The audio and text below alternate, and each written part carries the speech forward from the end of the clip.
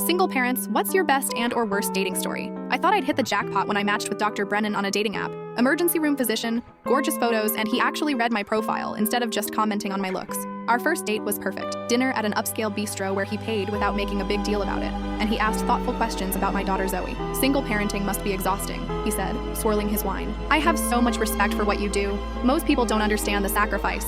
I practically melted. After 3 years of guys who vanished the moment I mentioned having a kid, or worse, tried to convince me that dating would be easier if I simplified my situation, here was someone who seemed genuinely interested in my whole life. He asked about Zoe's interests, my work schedule, how I managed it all. The second date was even better. He brought flowers and suggested we go to the science museum. Something educational but fun, he said. When I mentioned Zoe loved dinosaurs, his eyes lit up. I'd love to meet her sometime, he said. When you're ready, of course. By the third month, I was completely smitten. Brennan was patient, kind, and seemed to understand the complexities of dating as a single parent. When I finally introduced him to Zoe, he came prepared with a plastic stegosaurus and spent an hour on the floor, building elaborate block towers with her. That night, after Zoe was asleep, I made us coffee and we settled on the couch.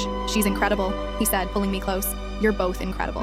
I was ready to delete my dating apps. Then my neighbor Petra knocked on my door at 11 p.m. holding her tablet with a strange expression. I'm sorry to bother you, she said, glancing past me toward Brennan's car in the driveway, but I think you need to see this. On her screen was a local news article from 2 years ago. Local doctor loses custody after domestic violence charges. The photo showed Brennan in handcuffs. My stomach dropped as I read the details. He'd been arrested for assaulting his ex-wife in front of their twin daughters, girls Zoe's age, the restraining order that lasted 18 months, the suspended medical license that was just recently reinstated after anger management classes, court documents showing a pattern of escalating manipulation and psychological control that sounded sickeningly familiar. Petra stayed while I confronted him. It's not what you think, he said, his calm demeanor cracking for the first time. Miranda exaggerated everything. She was trying to take my girls away. By claiming you hit her? I asked, my voice shaking. I pushed her, he admitted. Once, she was screaming at me in front of the kids and I lost it for a second. But I would never hurt you or Zoe. Get out, I said quietly. Listen to me. Get out!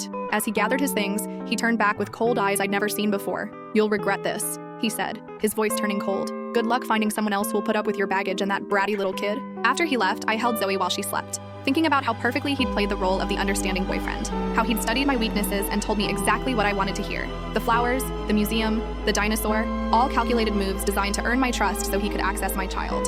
6 months later, I saw him at a coffee shop with another woman. She had the same tired, hopeful look I'd had, a single mother desperate to believe in fairy tales. Her young daughter sat beside her, coloring quietly in a dinosaur book. I walked over to their table. Excuse me, I said to her. Can I borrow your phone for a second? I need to show you something very important about your date.